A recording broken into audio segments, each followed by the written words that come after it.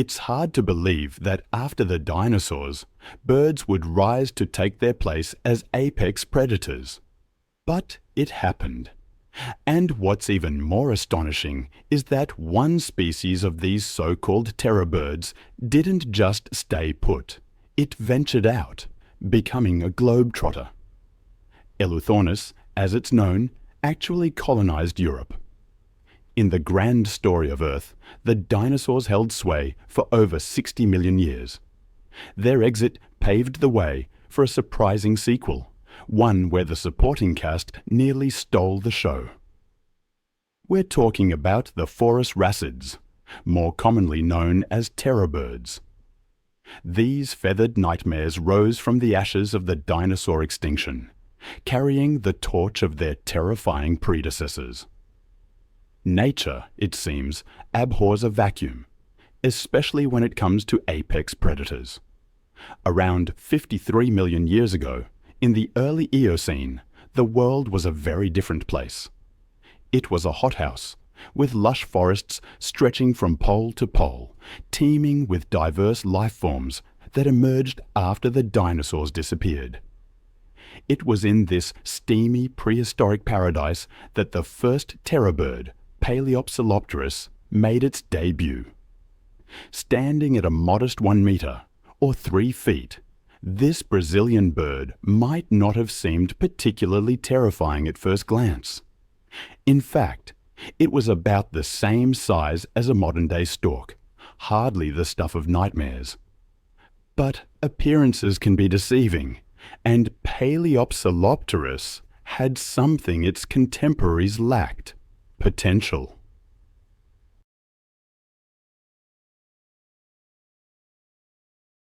What set Paleopsilopterus apart was its agility and speed, traits that would become hallmarks of its descendants. While it may not have been the apex predator of its time, being dwarfed by monstrous crocodilians and giant snakes, it was a harbinger of things to come. Little did the other inhabitants of ancient South America know that they were witnessing the birth of a dynasty that would reign for millions of years. As the Eocene progressed, so did the terror birds. Nature, it seemed, had plans for this lineage of avian predators, and those plans involved getting bigger, much bigger. Just 3 million years after Paleopsilopterus took its first steps, a new player entered the scene. Eluthornis, a terror bird that stood 50% taller than its ancestor, emerged as a formidable predator. But Eluthornis wasn't content with merely growing in size. It also expanded its range in a way that no other terror bird would match. While most of its kin would remain firmly rooted in the Americas, Eluthornis spread its wings and ventured across the sea to Europe. Fossil remains of this globe-trotting terror have been found in both France and Switzerland, making it the only known member of its family to have lived outside the New World. I can only imagine the surprise of early European mammals when this exotic predator appeared in their midst, bringing a taste of South American terror to the Old World. But Eluthornis was just the opening act.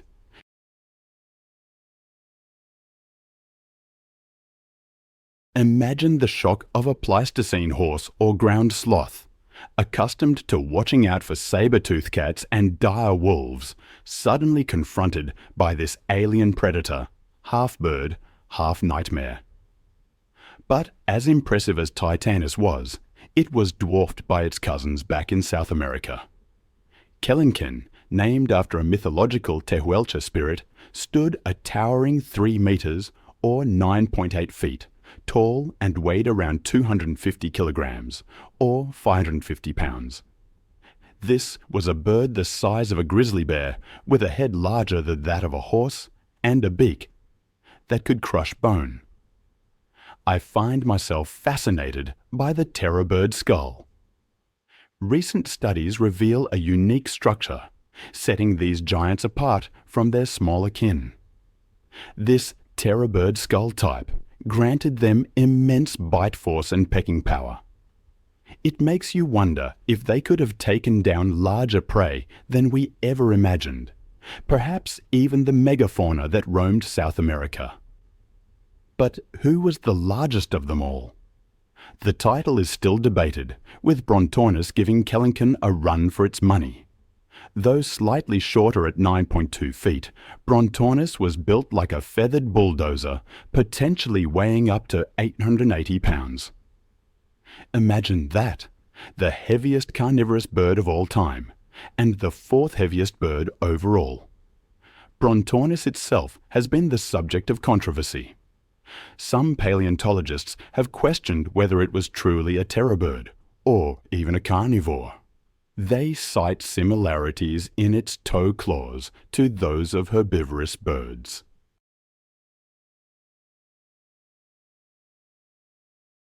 But recent studies have identified features in Brontornis's vertebrae unique to terror birds, which supports its classification within this fearsome family.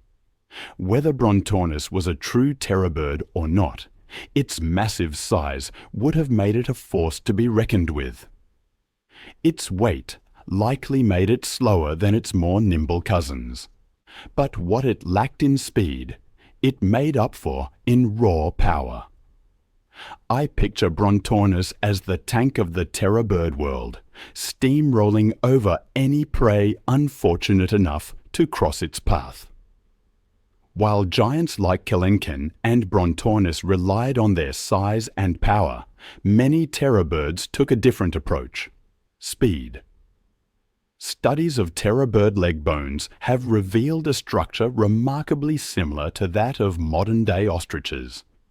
Short thigh bones paired with elongated lower leg and foot bones, a clear indicator of high-speed running.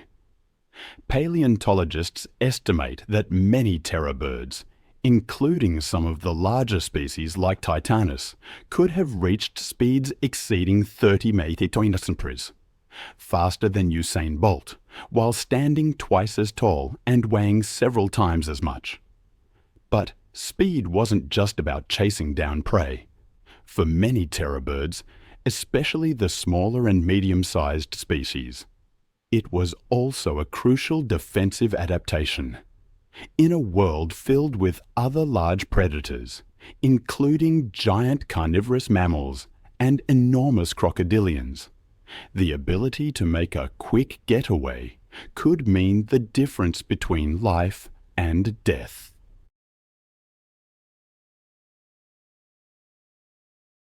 This combination of speed and size made terror birds versatile predators capable of adapting to a variety of hunting strategies. Smaller, faster species might have specialized in chasing down swift prey like small mammals and reptiles, while the larger, more powerful species could have employed ambush tactics or even taken on larger, more dangerous quarry. While their imposing size and fearsome beaks often steal the spotlight, the true power of terror birds lay in their highly developed senses. Recent studies of terror bird skulls and brain cases have revealed that these prehistoric predators were equipped with sensory capabilities that put them leagues ahead of many of their contemporaries. While terror birds might not have had eyesight quite as sharp as modern raptors like eagles or hawks, they were far from being visually impaired. Their eyes were well developed and positioned to provide excellent depth perception, a crucial advantage for any predator. But what really set terror bird vision apart was its versatility. These birds were equally adept at seeing in bright daylight and in the dim light of dawn and dusk, making them effective hunters around the clock. As for their hearing, the inner ear structure of terror birds suggests an acute sensitivity to low-frequency sounds. This ability would have allowed them to detect the footsteps and movements of potential prey, even when hidden by dense vegetation.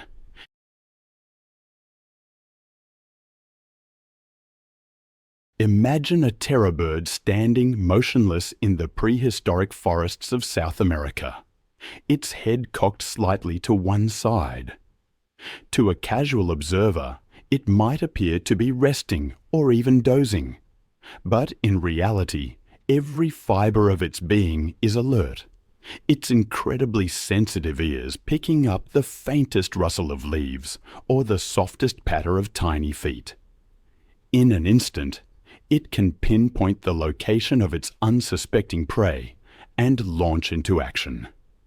This combination of visual and auditory prowess made terror birds the complete predatory package. It's no wonder these birds were able to dominate their ecosystems for millions of years. But even the mightiest rulers faced their downfall, and the reign of the terror birds was no exception. For millions of years, these avian predators had ruled supreme in South America, developing into a diverse array of species that filled various ecological niches. But somewhere along the line, their luck ran out. Traditionally, the extinction of the terror birds was linked to the Great American Interchange, a major paleobiogeographic event that occurred about 2.7 million years ago. This event saw the formation of the Isthmus of Panama, creating a land bridge between North and South America. As a result, animals from both continents were able to migrate across this newly formed connection, leading to a significant reshuffling of fauna.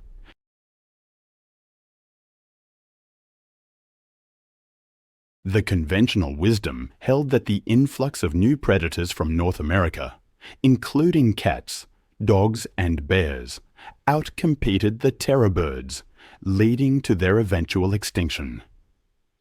It was a neat and tidy explanation that seemed to make perfect sense.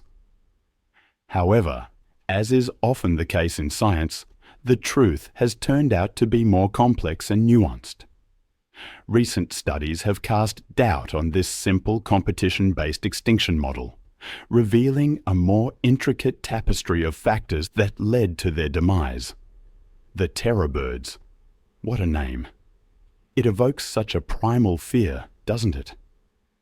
But the story of their extinction is perhaps even more terrifying than the birds themselves. For years, I believed they'd vanished about 1 million years ago. Now, new evidence suggests some smaller species survived until a mere 96,000 years ago. Even more amazing is the possibility that an unidentified species persisted until just 18,000 years ago. That's almost to the cusp of human arrival in South America. I can't help but wonder, how close did our ancestors come to encountering these feathered giants? The conventional wisdom pointed to competition with placental predators as the reason for the terror bird's downfall. But a closer look at the fossil record reveals a more complicated story. Most terror birds, along with many of their South American competitors, had already disappeared long before placental predators arrived in significant numbers. This suggests that something else was at play.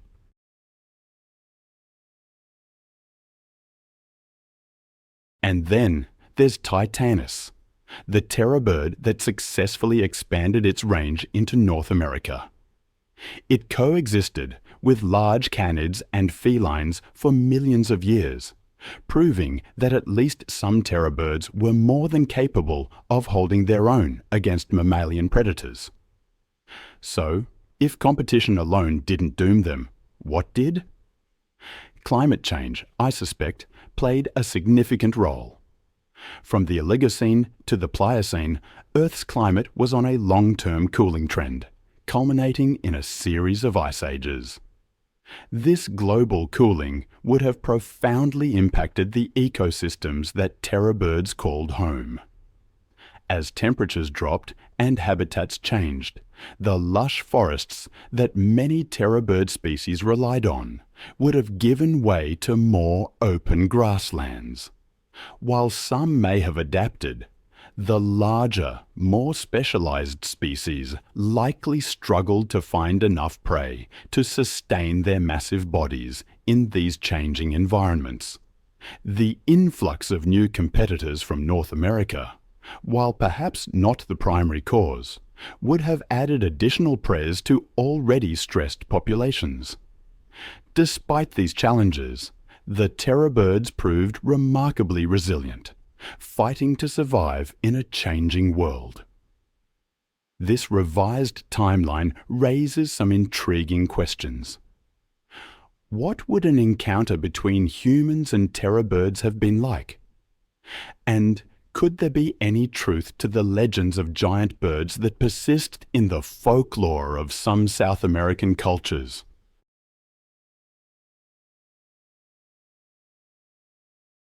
It's unlikely that humans ever directly interacted with terror birds, but the possibility that our ancestors might have heard stories of these creatures passed down through generations is not entirely far-fetched.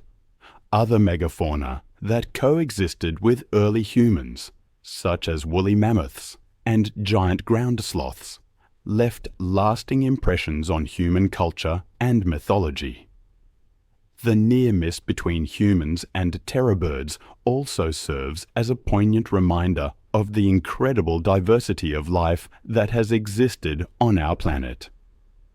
It's sobering to think that if the terror birds had managed to hang on for just a few thousand years longer, our understanding of the natural world might be very different today. Speaking of giants, it brings me to big cats, a group that consists of some of the most dominant animals on Earth today. The lion may be the king of the jungle, but the tiger stands out as the largest, most powerful, and most skilled of them all. However, there was one species in particular that stands above them all. Not only did it dwarf the modern tiger in size, but it ranks among the largest cats to ever exist, the Nyandong tiger. In the early 20th century, some Dutch paleontologists were excavating the soil near the village of Ninggandong on the island of Java in Indonesia, when they unearthed a collection of bones that belonged to a tiger.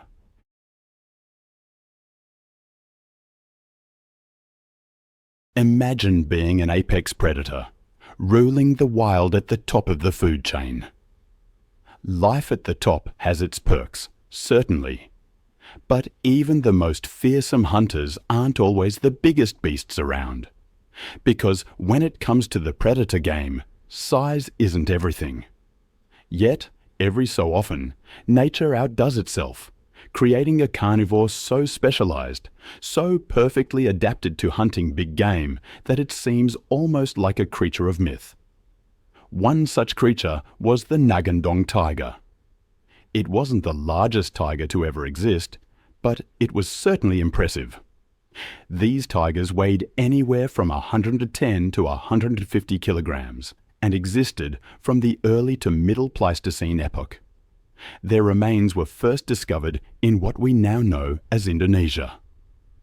As time went on, the Javan tiger took center stage, from the late Pliocene to the middle Pleistocene, boasting a weight range of 200 to 350 kg. This gradual increase in size over the years can be explained, I think, by the competition for food among large carnivores. They simply needed to eat more and gain more weight to compete for that apex predator position. The Nyandong tiger wasn't the only fearsome beast vying for dominance, though. It faced stiff competition from other carnivores like the Smilodon, giant hyena, and dire wolves. The Smilodon, for example, is known for its long, slender canines that could reach up to 12 inches, capable of inflicting deep wounds on its prey.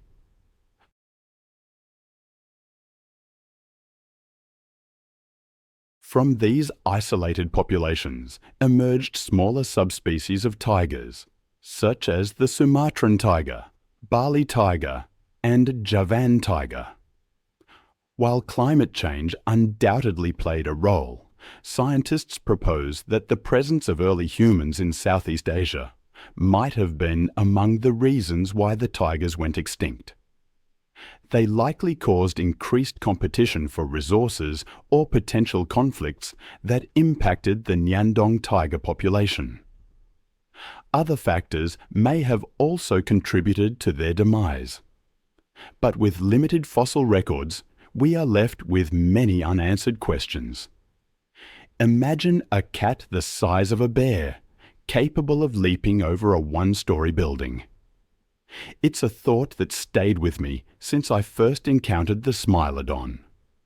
This wasn't just any big cat, but the undisputed monarch of the Ice Age.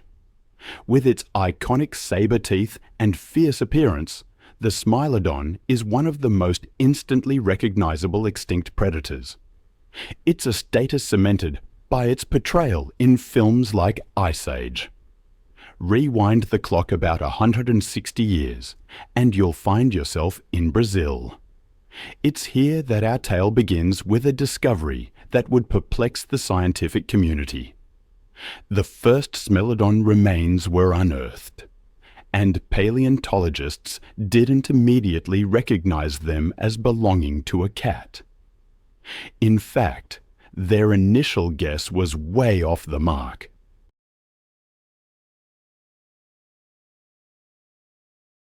Based on some isolated cheek teeth that bore an uncanny resemblance to those of modern hyenas, they dubbed this new find Hyena neoga.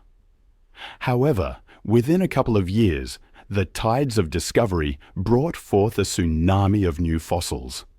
Suddenly, scientists weren't just looking at a few teeth, but a veritable jigsaw puzzle of prehistoric proportions. Foot bones, skull fragments, and those iconic canines, which, by the way, seemed almost comically oversized for any mouth, painted a very different picture. As the pieces fell into place, it became clear that this was no hyena. Instead, they were dealing with a completely new genus of felid, one that was not only massive in size, but also built like a prehistoric tank. This feline was far more robust than any modern cat, a true heavyweight champion of the Ice Age. In light of this revelation, a new name was in order. Thus, Smilodon populator was born. Smilodon meaning knife tooth, and populator, roughly translating to the destroyer, or he who brings devastation. With its new identity established, the scientific community dove headfirst into unraveling the Smilodon's family tree. This quest for understanding continues to this day, with researchers currently placing our knife-toothed friend in the extinct subfamily Machaerodontaceae.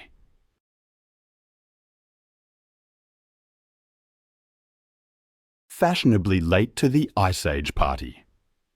S. gracilis, while no slouch in the size department, was the runt of the litter, tipping the scales at about the same weight as a modern jaguar.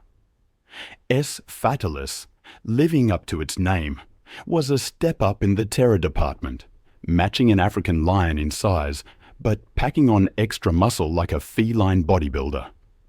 We're talking about 280 kilos, or 620 pounds, of prehistoric fury. That's on par with the largest tigers roaming the earth today. But S. populator dominated them all. This behemoth pushed the boundaries of felid physiology, with the largest known specimens estimated to have weighed in at a jaw-dropping 470 kilos, or 1,040 pounds. To put that in perspective, that's about the same as a medium-sized polar bear. Interestingly, unlike many modern big cats, Smilodons didn't seem to be too hung up on gender norms. Studies suggest that there wasn't a significant size difference between males and females, a trait scientists call low sexual dimorphism. In practical terms, this means that regardless of whether you are facing a male Smilodon or a female Smilodon, you are in for equally big trouble. Now, being big is impressive. But Smilodon wasn't just large. It was built like a prehistoric tank. The Smilodon's heel bone was a marvel of natural engineering, robust and elongated.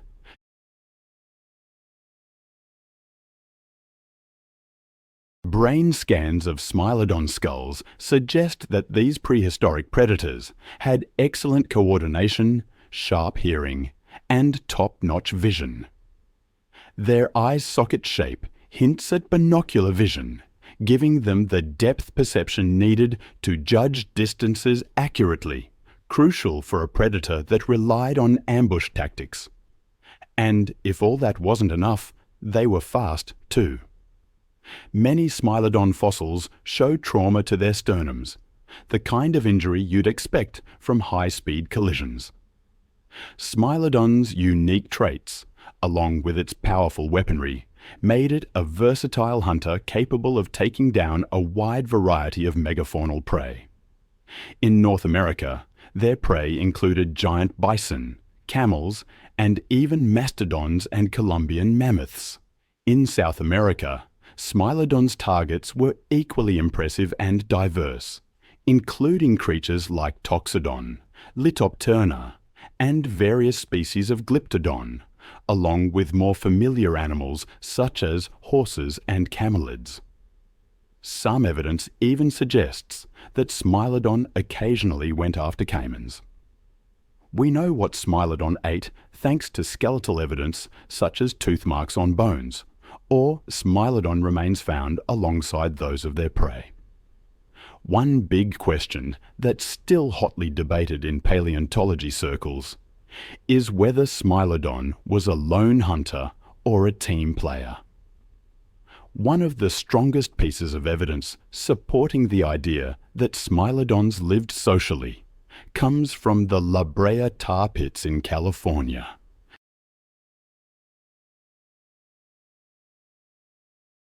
These tar pits are a gold mine for paleontologists, preserving countless Ice Age animals that got stuck in the sticky asphalt.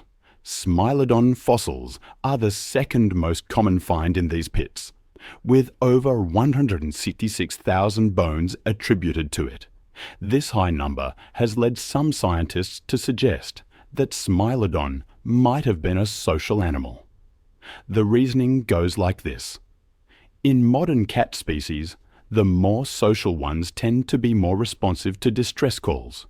So, if one Smilodon got stuck, it might have called for help, attracting other members of its group who then also got stuck. Another fascinating clue pointing to Smilodon's possible social behavior is surprisingly touching. Some Smilodon fossils show signs of severe injuries or disabilities that would have made hunting nearly impossible. Yet, these individuals survived well into adulthood. This has led some paleontologists to propose what they call pseudo-healthcare among Smilodons. It's a rather heartwarming thought, isn't it? The idea that saber-toothed cats, those fearsome predators, cared for injured members of their group, much like modern lions or wolves. I remember reading about one particular Smilodon fossil, an individual that showed signs of hip dysplasia from a young age, yet somehow survived to adulthood. How could it have possibly hunted alone? The image of Smilodon families looking after their own is speculative, of course. But it's a compelling one. Not everyone agrees with this social club theory, though.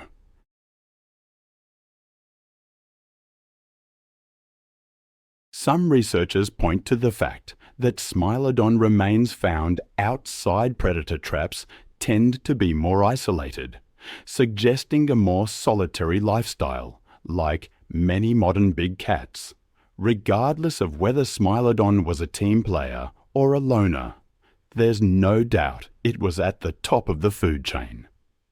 But that doesn't mean it didn't have competition.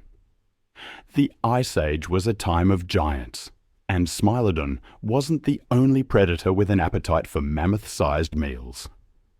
Two of Smilodon's biggest rivals were the American lion and the dire wolf. And while the dire wolves from Game of Thrones are impressive, the real ones, while formidable, weren't quite as monstrous. Isotope analysis shows that they had a diet very similar to Smilodon, meaning these predators were often competing for the same prey. So, how did Smilodon stack up against its competitors? Well, when it came to the American lion, it was probably a bit of a standoff. The American lion had size on its side, being one of the largest cats to ever exist. But Smilodon had those impressive canines, which likely served as a pretty effective deterrent. Most likely, these two apex predators tried to avoid each other when possible. But when conflicts did occur, it could have gone either way. The dire wolf, on the other hand, seems to have often come out second best in confrontations with Smilodon. Evidence from La Brea suggests that dire wolves would frequently abandon their kills when a Smilodon showed up.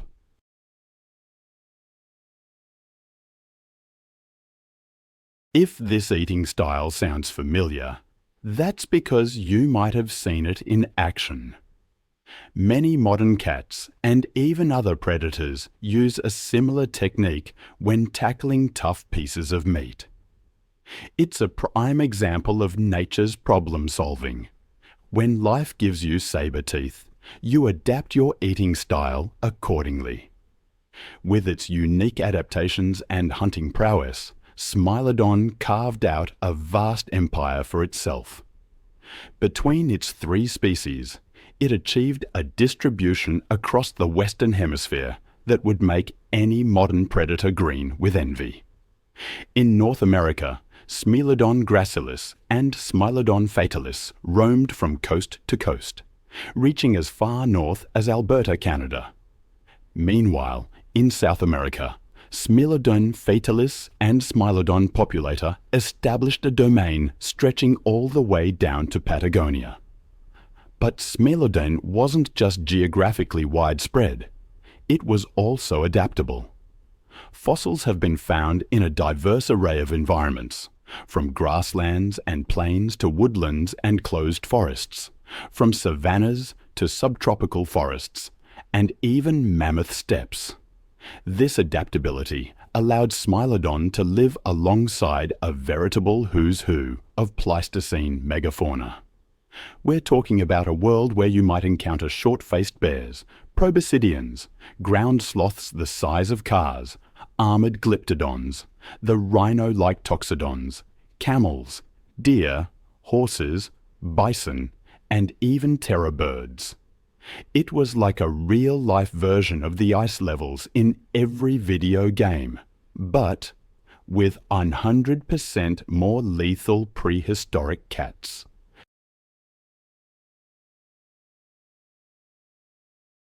But there was one more species that Smilodon encountered in its twilight years. One that would change the face of the planet forever. Humans.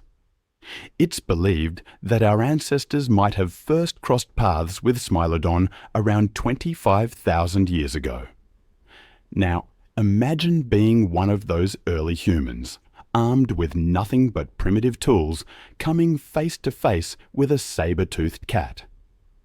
The relationship between humans and Smilodon was likely a tense one. After all, we were competing for many of the same food sources.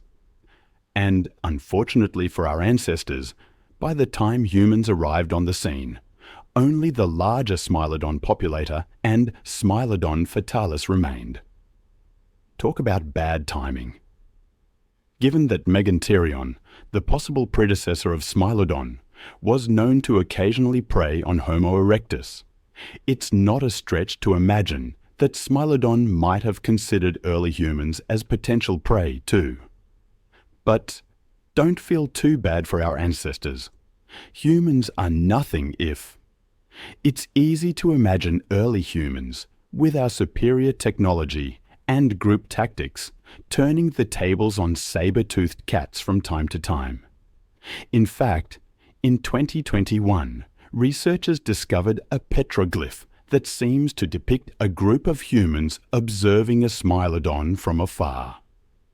When I first saw that image, it felt like a tantalizing glimpse into a world where our ancestors shared the landscape with these magnificent, terrifying creatures. Somewhere between that moment and now, Smilodon disappeared from the face of the earth.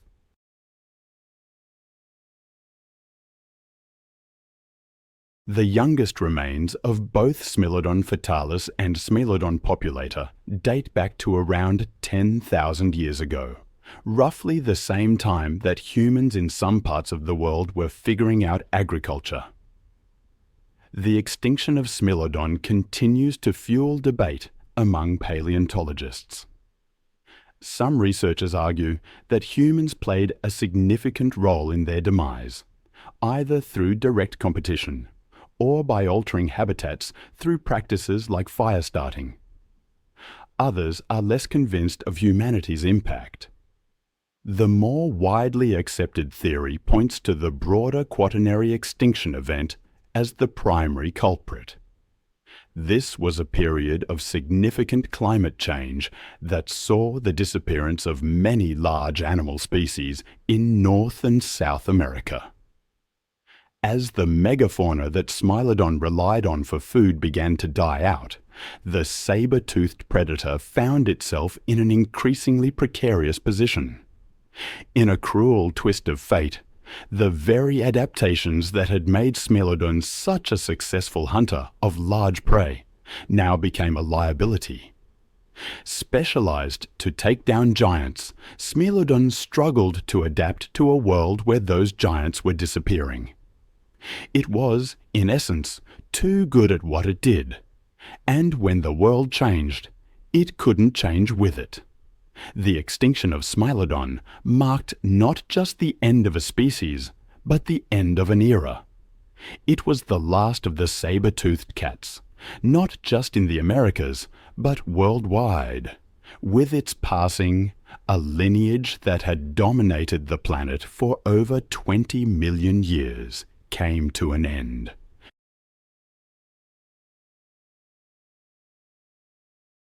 Start with that skull. A narrow, elongated nightmare stretching nearly 6 feet, 1.8 meters long. If you've ever stared into the eyes of a large crocodile, you understand the primal fear that comes from seeing a predator perfectly designed for aquatic ambush.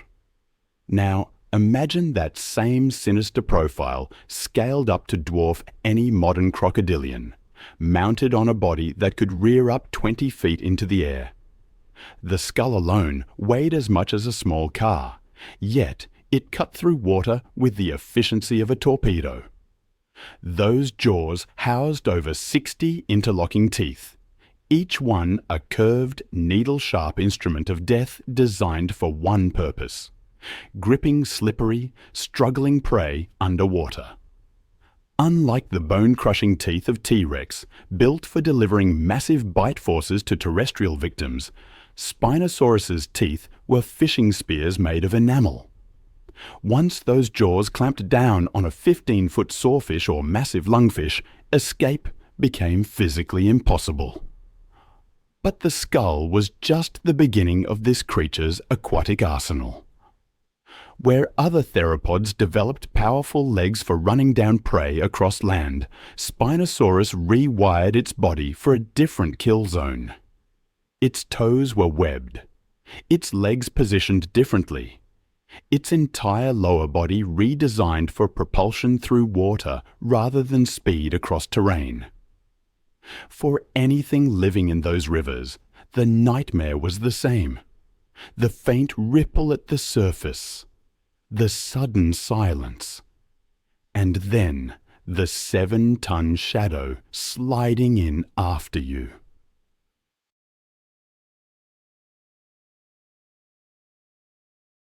And while most large theropods had relatively small forelimbs, Spinosaurus possessed powerful, elongated arms ending in massive claws. These weren't vestigial appendages. They were additional weapons, perfectly positioned for grabbing prey, maintaining balance in water, or delivering killing blows. The creature could literally embrace its victims to death. And then there's the sail, rising up to 7 feet, 2.1 meters, above its spine. This massive dorsal fin dominated Spinosaurus's silhouette like the warning flag of death itself. Scientists debate its exact function: thermoregulation, display, fat storage for surviving dry seasons, but its psychological impact is undeniable. Picture this nightmare rising from murky water. First, the elongated snout breaking the surface, then those cold reptilian eyes, and finally that towering sail cutting through the air like the dorsal fin of some impossible shark. Imagine being a large fish in the rivers of Cretaceous Africa. Generations of your ancestors adapted to every danger. The shadow of a pterosaur overhead, the ripples of an approaching crocodile, the subtle current shifts that signal a nearby predator. But none of that mattered when Spinosaurus arrived. The attack began before you even realized you were being hunted. Spinosaurus transformed every waterway it entered into its personal killing field.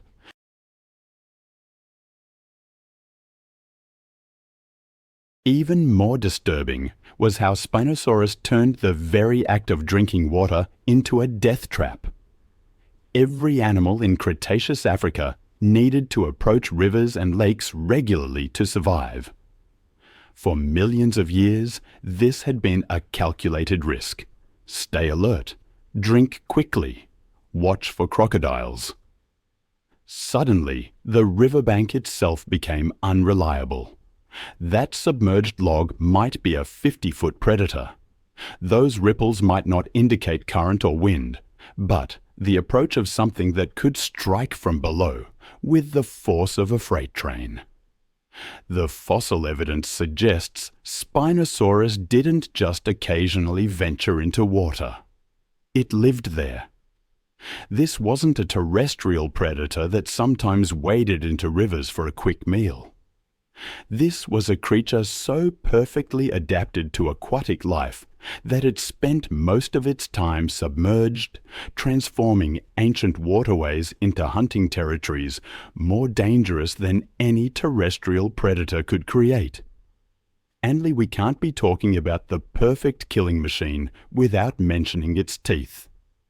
Conical, dagger-like, and built to clamp down on prey that thought the water would save them. Each one wasn't just for piercing. It was angled backward like barbed hooks, creating a living fish trap built on a terrifying principle: easy entry, impossible exit. But the teeth were just the beginning of Spinosaurus's sensory arsenal.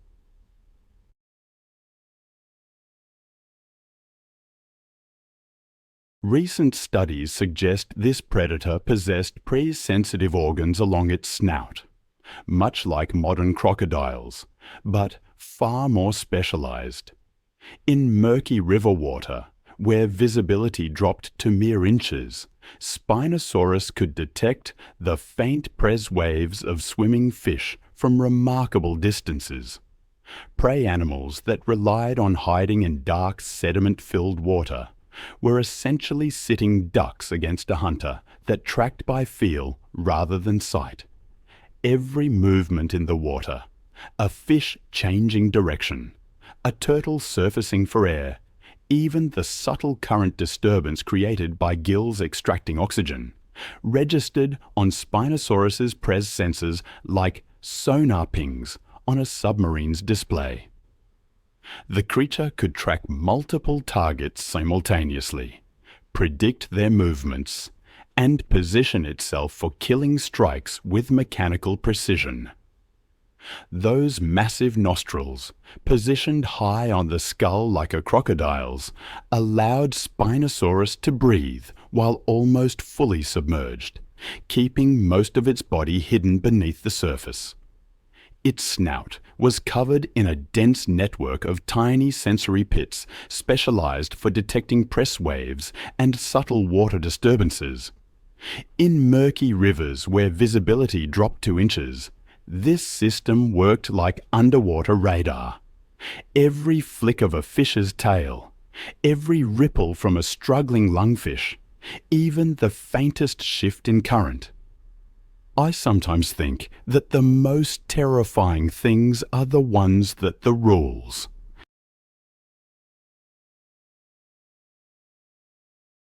The waters themselves were far from safe, filled with monstrous prey like entroprist, morsonia, kelenths, lepidotes, and lungfish. Every species in this ecosystem lived in constant tension with Spinosaurus's dominance. Land predators maintained uneasy truces. Herbivores relied on elaborate survival tactics just to drink. And aquatic prey developed increasingly tough defenses. The last Spinosaurus died approximately 94 million years ago. But the questions this creature raises about predation, dominance, and the very limits of survival continue to ripple through scientific understanding, like pres waves from some impossible prehistoric nightmare that refuses to stay buried in stone. And while we often think of the Tyrannosaurus rex or the megalodon as the apex predators of prehistory, there was another lurking in North America's ancient past. One so extraordinary it could make today's largest wolves look like lapdogs. Today's grey wolf may hold the crown as the largest living canid, reaching weights of up to 65 kilograms. But rewind to the Miocene epoch, 20 to 5 million years ago, and the game changes. A new apex predator emerges, Epicyon, a colossal predator so fearsome it could rival a lioness in size, and had jaws powerful enough to outmatch a grizzly bear. In simpler terms, this was a dog that could eat a lion. Its name says it all, Epicyon, meaning more than a dog. Because calling it just a dog doesn't do it justice.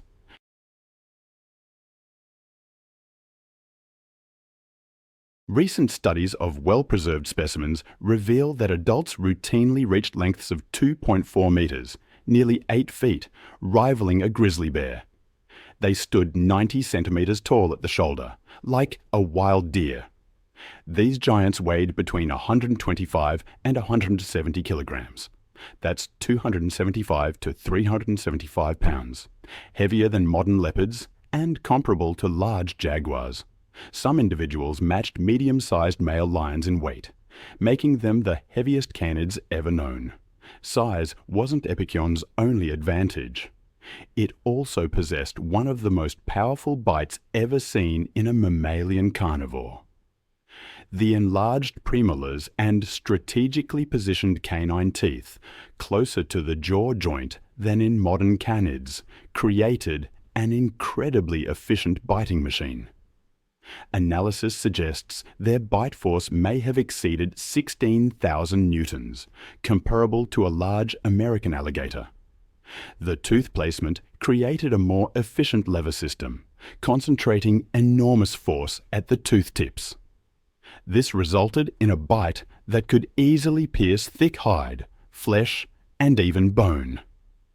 Microscopic analysis of wear patterns on preserved teeth confirms that Epicyon used its formidable bite in real-world situations. The patterns are consistent with both flesh slicing and bone crushing, suggesting a predator that could efficiently process every part of its prey. Fossil evidence shows Epicyon was an opportunistic predator, capable of taking down a wide range of prey, including ancient camels, pronghorns, horses, and peccaries.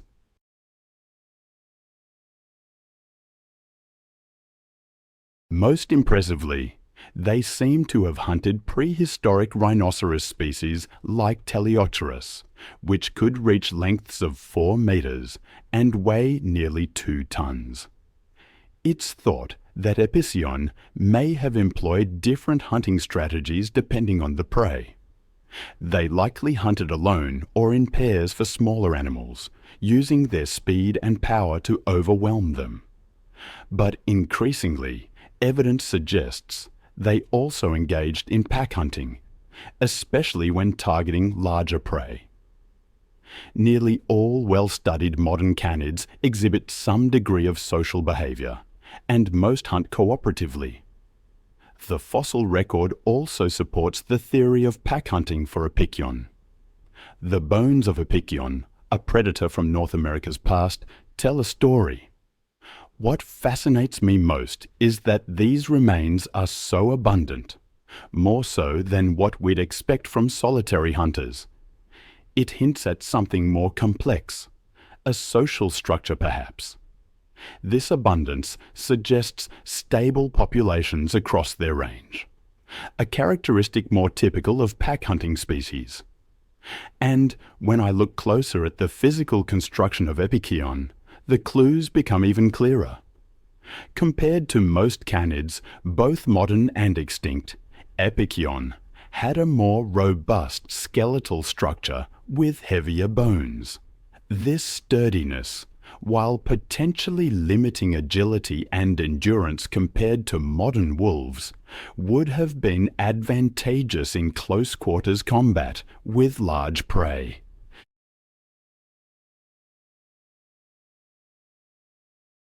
This dietary flexibility, combined with their bone-crushing abilities, would have allowed them to survive in a wide range of environments and through various seasonal changes. The ultimate disappearance of Epicyon from the fossil record has long intrigued paleontologists. Early theories suggested that competition from newly arriving big cats led to their extinction.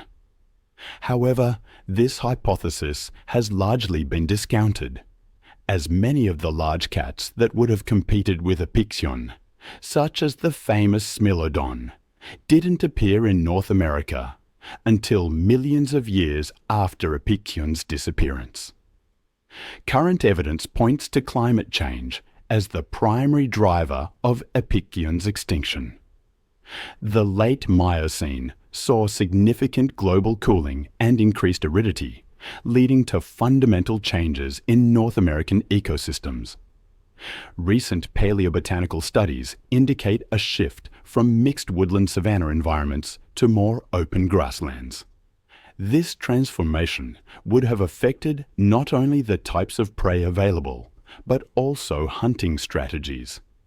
Epicyon's specialized adaptations, its heavy build, bone-crushing teeth, and relatively short legs, may have become disadvantageous as prey species became faster and more adapted to open environments.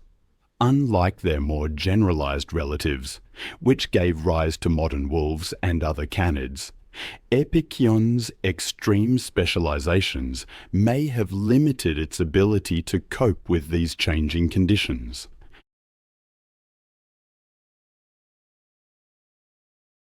This wasn't just another milestone.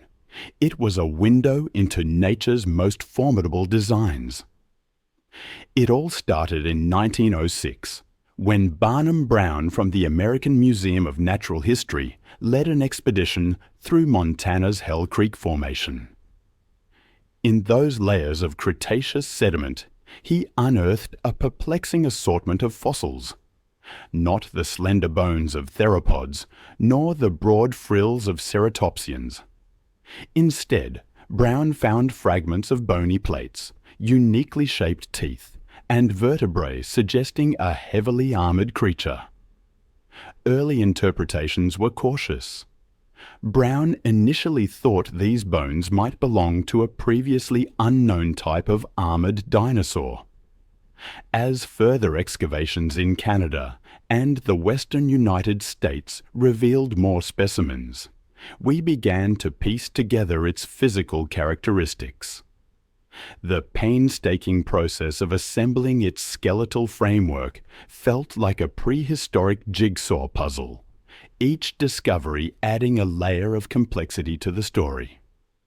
What made Ankylosaurus magniventris stand out wasn't just its robust anatomy, but also its ecological implications. Fossils of Ankylosaurus were found alongside plant remains, indicating the lush environments it inhabited.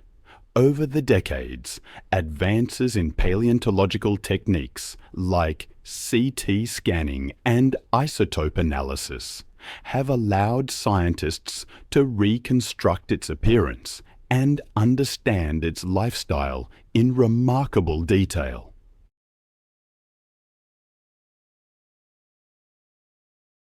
From those armored plates to the distinctive club at the end of its tail, Ankylosaurus epitomized nature's ingenuity.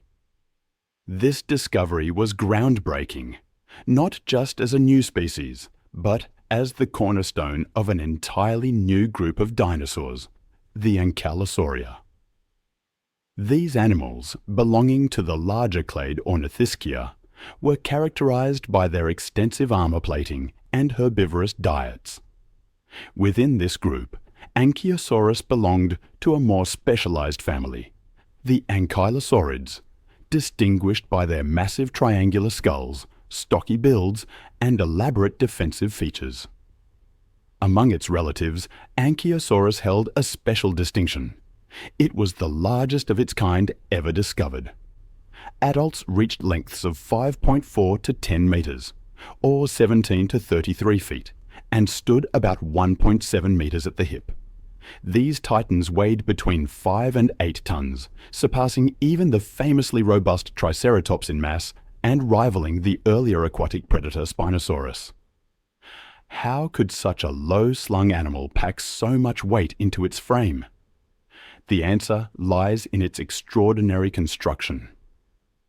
Imagine a biological tank, meticulously designed for strength and survival.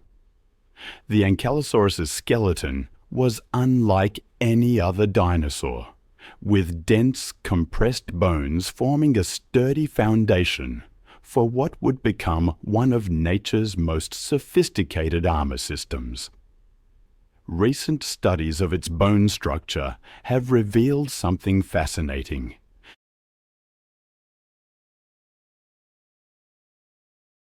The bones themselves were uniquely reinforced with internal struts and buttresses, similar to the architectural principles used in modern building construction.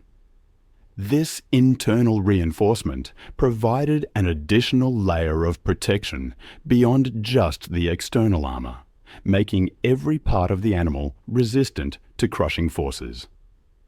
The Ankylosaurus's skull alone is a marvel of design and intricate functionality. Shaped like a broad triangle, it was designed to withstand immense press. Its jaw mechanics, though less powerful than those of a carnivore, were finely tuned for grinding tough plant material. The teeth, small but ridged, created an effective tool for processing vegetation, and wear patterns suggest a highly specialized feeding strategy. What's more, the placement of its nostrils and the complexity of its nasal passages indicate not only a heightened sense of smell, but also the possibility of thermoregulatory adaptations. And speaking of armor, the Ankylosaurus's defensive system was far more sophisticated than initially understood. While we've known about its bony plates, or osteoderms, for decades, recent microscopic analysis has revealed an intricate network of blood vessels running through these structures. This suggests that the armor might have served multiple purposes, not just protection, but possibly also helping to regulate body temperature, similar to how some modern reptiles use their scales for thermoregulation.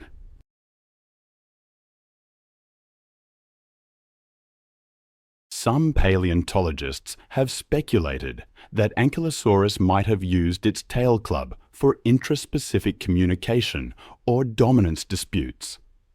This theory is supported by observations of similar behaviors in modern animals with physical weaponry, such as bighorn sheep or rhinoceroses.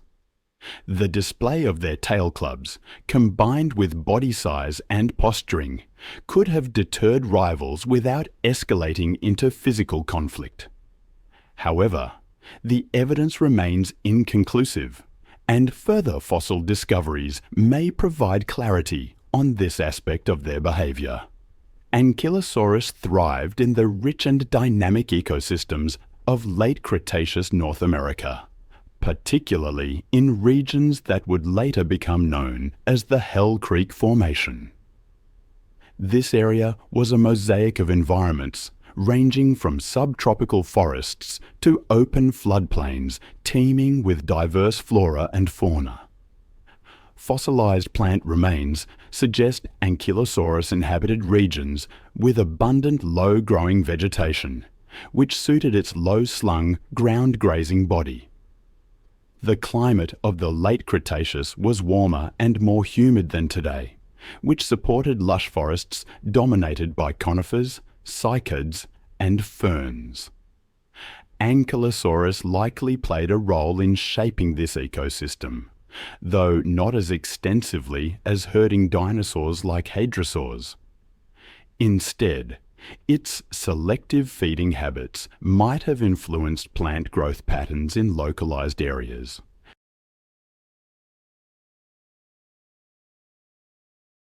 The association of Ankylosaurus fossils with specific types of vegetation has led researchers to hypothesize that they may have helped disperse seeds, inadvertently promoting plant diversity. Seasonal changes would have impacted the behavior of Ankylosaurus. Fossil evidence indicates that some regions experienced dry and wet seasons, influencing the availability of food resources. Ankylosaurus may have adapted by modifying its diet or undertaking small-scale migrations to follow vegetation growth. The robust construction of its body, coupled with its ability to consume tough plant material, would have allowed it to survive in less than ideal conditions. The coexistence of Ankylosaurus with large herbivores like Triceratops and Edmontosaurus, as well as apex predators like Tyrannosaurus rex, paints a vivid picture of its ecological niche. While Ankylosaurus was not the most numerous dinosaur in its ecosystem, its defensive adaptations end its survival alongside fierce competition. Its presence in these environments exemplifies. I've always been fascinated by the idea of a creature so perfectly adapted to its world that it seems almost unreal. Consider the Ankylosaurus. Its most remarkable feature, I think, was its highly developed sense of smell. It was vital. It helped it locate food, avoid predators, and maybe even detect mates. The olfactory bulbs in its brain were unusually large, even for an herbivorous dinosaur.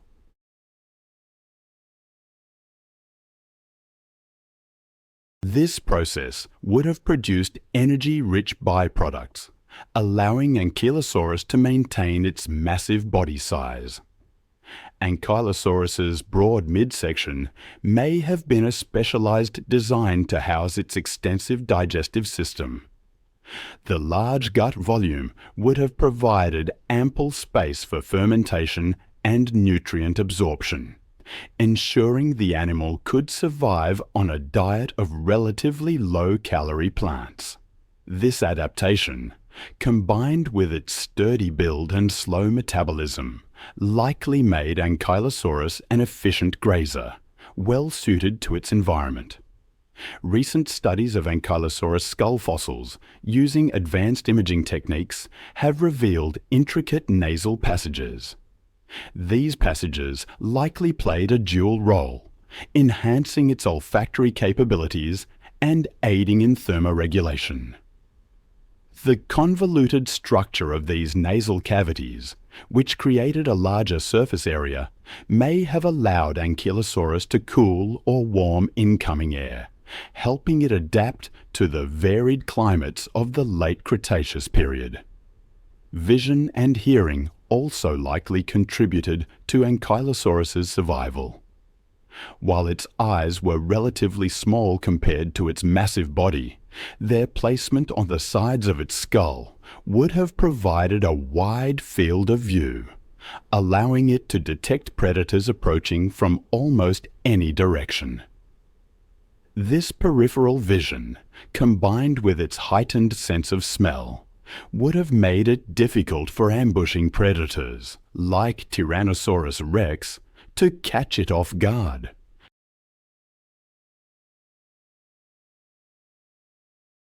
This colossal crocodilian, whose name translates to terrible crocodile, was discovered in the 1850s, when large, distinctive teeth were unearthed in North Carolina. Initially, these teeth were mistaken for those of a pliosaur, a type of marine reptile, leading to considerable confusion among paleontologists. However, they quickly realized that this creature was massive and imposing. The sheer size and unique characteristics of the teeth did not align with known marine reptiles, prompting a deeper investigation. The journey to accurately identify this gigantic predator was significantly advanced by Dr. Joseph Leidy, a leading paleontologist of the 19th century. His meticulous examination and publications played a pivotal role in re-evaluating these remains. Leidy's research corrected the initial misclassification, revealing that the teeth belonged to an entirely different kind of prehistoric creature. The newly proposed classification reflected the immense size and formidable presence of this crocodilian, which was aptly named Deinosuchus hatcheri in honor of John Bell Hatcher, a distinguished paleontologist. When I first encountered the name Deinosuchus, what struck me most was how it defied easy categorization.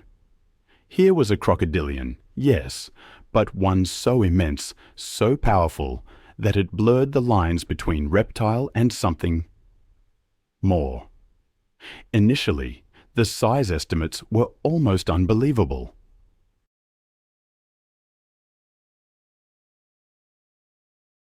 His insights into their biology and growth patterns were fascinating. He discovered growth rings in their osteoderms, much like tree rings, which offered valuable information about their age and growth rates.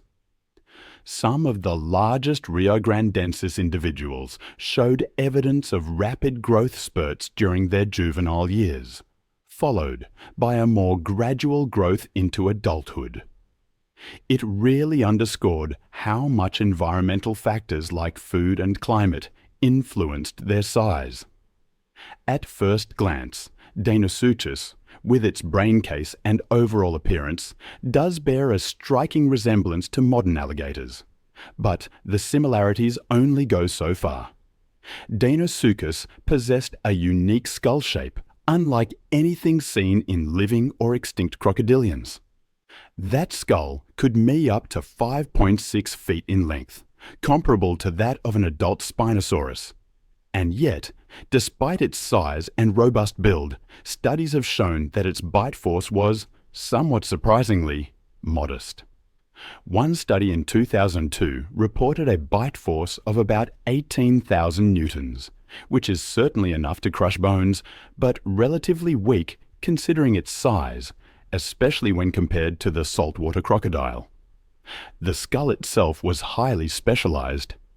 The arrangement of its teeth showcased a combination adapted to its predatory lifestyle: conical, sharp front teeth for grasping prey, and blunt, robust rear teeth designed for crushing bones. This allowed Deinosuchus to tackle a diverse range of prey, from large dinosaurs to hard-shelled turtles.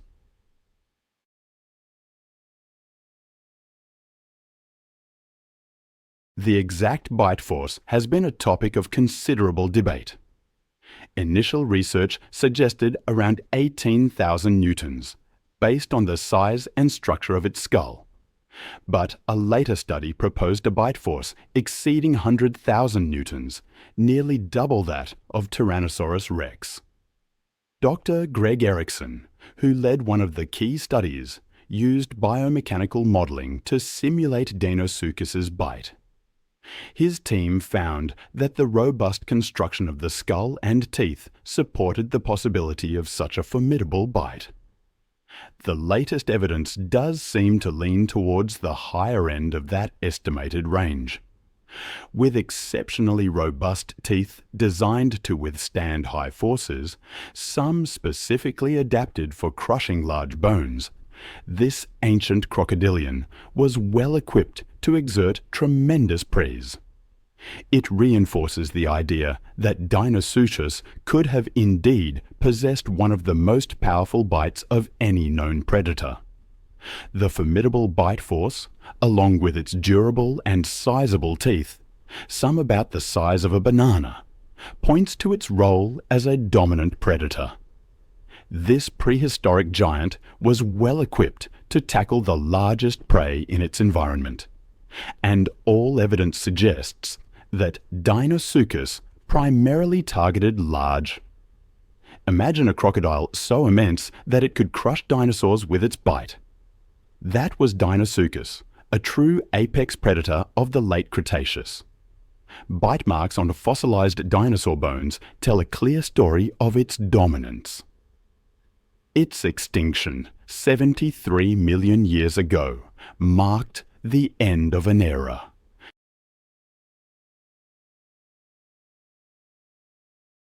This involves grabbing prey and then rapidly rotating, using its body weight and momentum to incapacitate and dismember the victim. Reconstructing these hunting methods involves analyzing fossil evidence and comparing it with the behavior of modern crocodilians.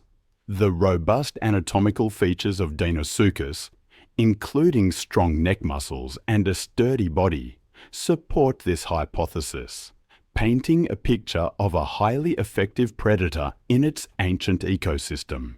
Interestingly, Deinosuchus experienced a slow growth rate, evidenced by growth rings on its osteoderms, bony plates in the skin.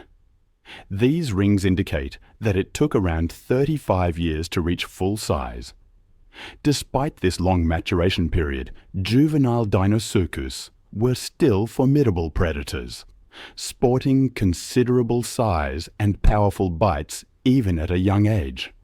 Adding to their fearsome nature, Deinosuchus individuals were equipped with large, thick osteoderms, providing substantial protection against predators and environmental hazards. These osteoderms not only served as armor, but also supported the animal's massive body, increasing its load-bearing capacity and enabling efficient movement on land. Deinosuchus was a highly successful predator, with remains found throughout the United States and northern Mexico. During its prime, the American continent was divided by the Western Interior Seaway, a shallow sea, and Deinosuchus thrived on both sides.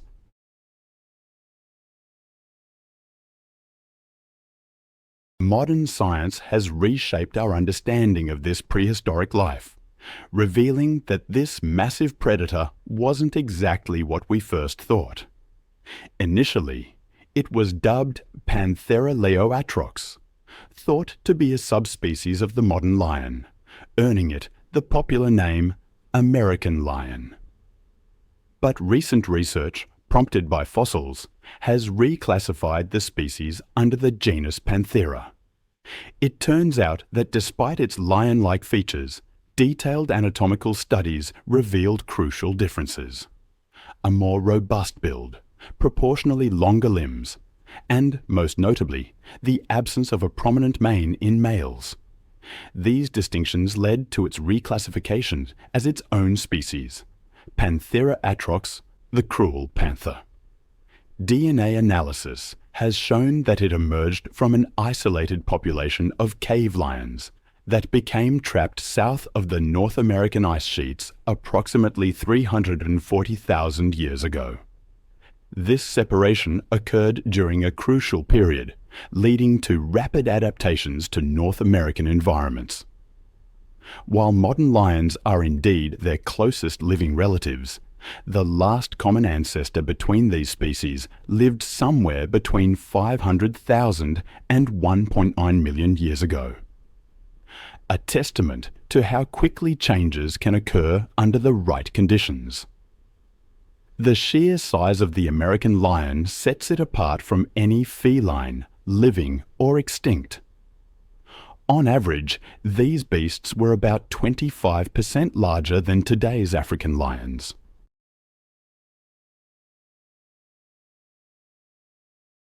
Its robust bone structure and powerful muscles would have allowed it to quickly overwhelm large prey, while its long legs provided the burst speed necessary for successful ambush attacks.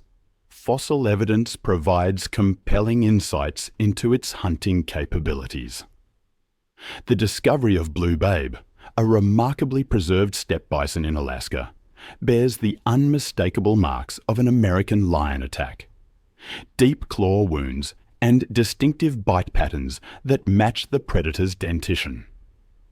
Even more telling are the fossils found at sites like Natural Trap Cave in Wyoming, where researchers have uncovered numerous prey species bearing the characteristic damage patterns of American lion predation. What truly set American lions apart from their contemporary rivals wasn't just their size. It was their exceptional adaptability and territorial dominance. Recent studies of fossil deposits across North America have revealed fascinating insights into their social structure and hunting territories. Unlike modern African lions that typically control territories of 100 to 200 kilometers, evidence suggests that American lions commanded vastly larger ranges, some extending up to 500 kilometers per pride. This massive territory was a necessity, not a luxury, given their enormous size and corresponding caloric needs. The fossil record tells us an intriguing story of their social dynamics. While modern lions live in prides of up to 15 individuals, American lion social groups appear to have been smaller, but more efficient.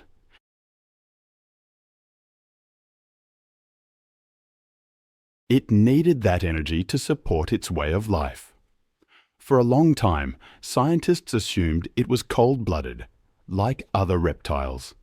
But now, the evidence points to Quetzalcoatlus being warm-blooded and quite active. Warm-blooded or cold, it certainly wasn't winning any beauty contests.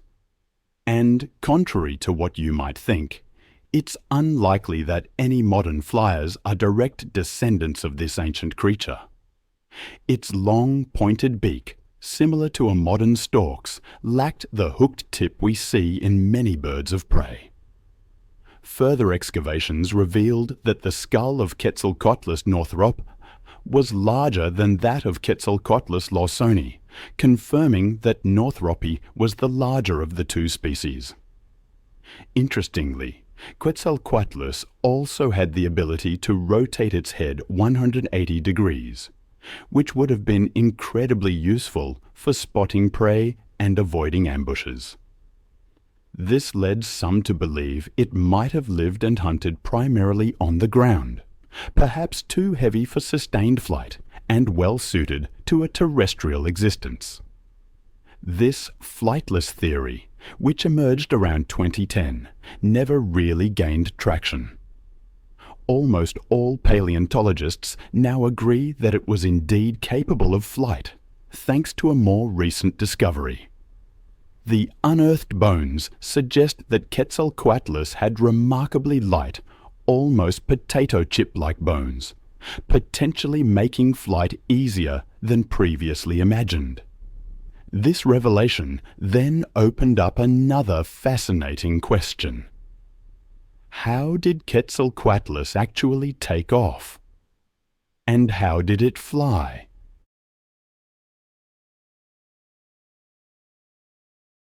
Many theories have been proposed, describing the enormous reptile leaping into the air by flapping its wings or lurching forward on its wingtips, almost like a vampire bat. Perhaps it even crouched before launching itself several feet into the air, giving it the space needed to spread its wings and take flight. Its strong hind legs would have provided the massive push required for such a jump. One study suggested that Quetzalcoatlus was a remarkable flyer, engaging in brief bursts of powered flight before gliding, potentially reaching a top speed of around 80 miles per hour. It might have been able to sustain this for days, giving it an extraordinary range. Despite its overall bulk, its torso was incredibly dense and packed with massive muscles. These giants could likely take off with a single leap and maintain altitude with just a few flaps of their wings. After that initial launch, they could probably fly non-stop for thousands of kilometers, flapping infrequently to maintain altitude and course. The short wings were made of tightly packed muscle fibers, ensuring both flexibility and strength, allowing for precise adjustments in the air. The extraordinary flight techniques of Quetzalcoatlus even inspired a Johnson Wax-sponsored mission to construct a model flying machine to test flight simulations.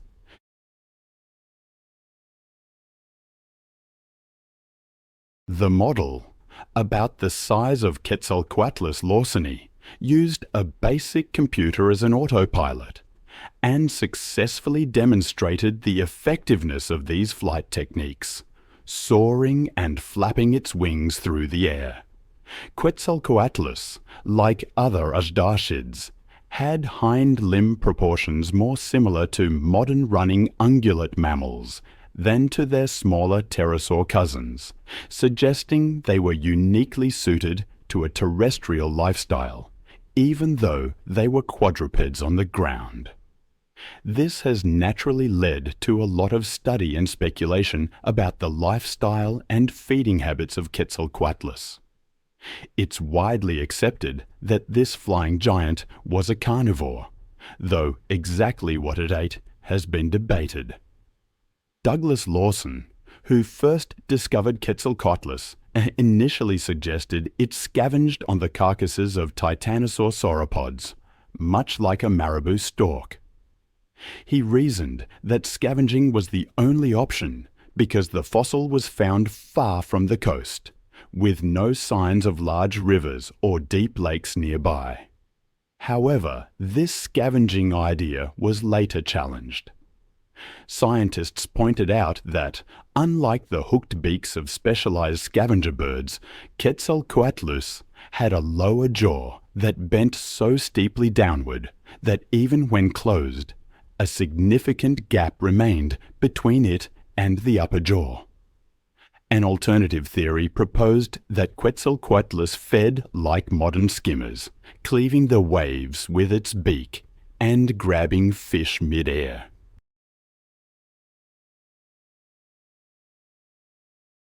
While this idea gained some traction, it was eventually tested scientifically and found to be unlikely.